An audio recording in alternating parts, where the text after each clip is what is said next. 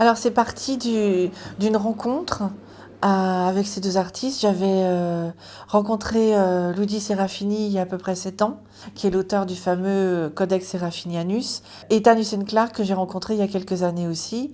Donc Seth était le cœur de leur rencontre.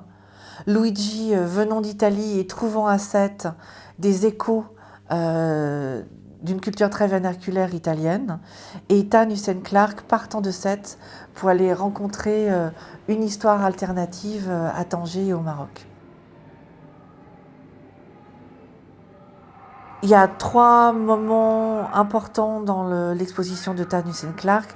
La première salle avec Mrs. Hutton on the Wilted Tulip, qui est installée sur un escalier d'avion, puisqu'à la fin de sa vie, cette riche héritière avait décidé de ne plus toucher le sol et d'être portée constamment. Quand on lui en demandait pourquoi, elle disait « je peux me le permettre ». Mais cette idée aussi de ne plus toucher le sol, c'est désacraliser la notion de territoire et de droit du sol aussi. C'est aussi déconstruire des figures tutélaires comme Genet ou les poètes de la Beat Generation, et peut-être travailler leur part ambivalente. La deuxième salle qui est importante chez Tannus Clark, c'est la salle que j'appelle la salle des horloges. Chaque installation a un titre très particulier qui est lié à des dates clés de l'histoire du Maroc, depuis le protectorat entre guillemets jusqu'à la libération.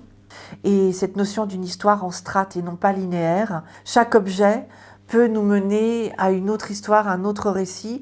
Donc on peut le prendre sous l'égide du goût, à ce qu'on appelle la culture camp, qui est aux frontières des questions de goût ornemental, de l'extravagance, de la décadence, d'un goût bourgeois qui pense être le bon goût, mais aussi rapporter ces objets chargés à leur contexte, leur déracinement et leur transport. C'est d'autres modes de raconter ces histoires, notamment par la déconstruction. Et une œuvre emblématique de cette déconstruction, c'est le piano chameau. C'est un véritable piano qui a été déconstruit et reconstruit sous la forme de cet animal, avec des clins d'œil évidents à Marcel Duchamp, notamment nu descendant l'escalier avec la sculpture de Mrs. Hutton, dont les membres sont répartis dans des blocs de plâtre, et une douche dans laquelle on ne peut pas rentrer, qui fonctionne en circuit fermé, qui est parfumée, d'un parfum qui a été reconstitué par l'artiste qui s'appelait Divine, qui avait été inventé par Jacques Guérin, un ami de Genet. Divine étant le personnage clé de Genet, et notamment de Notre-Dame des Fleurs, le livre et le film. Donc partir d'un objet quotidien, vernaculaire, qui devient un objet porteur d'un autre message, ce qu'on retrouve chez Luigi Serafini. L'exposition de Luigi Serafini est ponctuée par un petit personnage qui ouvre l'exposition, qui s'appelle le King Botto. Et donc c'est une figure un peu humoristique d'un despote en train de chuter. Et on retrouve chez Luigi Serafini la question de la désacralisation des canons, de ce qui ordonne le bon goût, le mauvais goût, et des canons culturels qui ont imposé parfois aussi des langues. Et contre cette imposition d'une langue unique, il a inventé une langue illisible qui nous rend tous analphabètes, la langue du Codex Serafinianus, qui a été inventée à Rome dans la fin des années 70, qui est un codex avec à la fois des planches dessinées et cette écriture qui est un alphabet inventé et crypté. Et sa fascination, son goût pour le vernaculaire, les formes populaires, l'oralité. Et il a eu un coup de foudre pour la ville de Sète. Et il a été fasciné évidemment par les grands tonniers qui se trouvent en face du centre d'art, puisqu'il a une fascination pour le thon. Et la première salle est une chambre hommage au thon.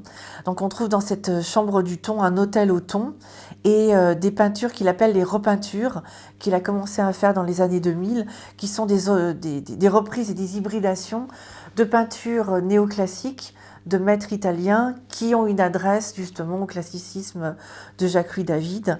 Donc il y a aussi l'idée de la blague, du jeu de mots visuel, du carpe diem avec la figure de la carpe qui est récurrente. Et son ouvrage est une encyclopédie, mais une encyclopédie pour un monde à venir, pour les Martiens, avec des formes très hybrides, des végétaux incroyables, des hybridations entre l'animal et l'homme, des personnages, j'allais dire transgéniques, comme la Dame Carotte, sa Perséphone, qui parle de cette hybridation vers laquelle nous tendons peut-être, entre l'humanité, l'animalité et le végétal, et aussi le croisement des langues, avec cette écriture cryptée qui s'adresse aussi à des civilisations passées. C'est aussi la première fois qu'on aura en France la possibilité de voir des planches originales de ce codex, et aussi ses peintures qu'il a très peu montrées. Et cette écriture incarnée aujourd'hui par ce qu'il appelle les séraphans, qui sont les jeunes gens qui le suivent énormément sur Internet et qui se font tatouer, donc qui incarnent sur leur peau le codex, puisqu'ils se font tatouer ces dessins.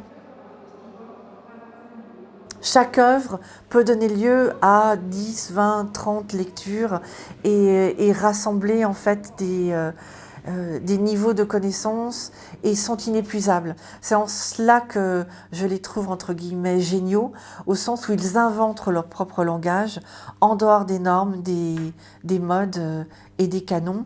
Donc il y a à la fois une grande richesse, une grande densité et en même temps une grande ouverture qui fait qu'on peut venir et revenir, et c'est inépuisable et ouvert, c'est-à-dire que ça nous rend analphabètes, mais peut-être un peu moins bêtes.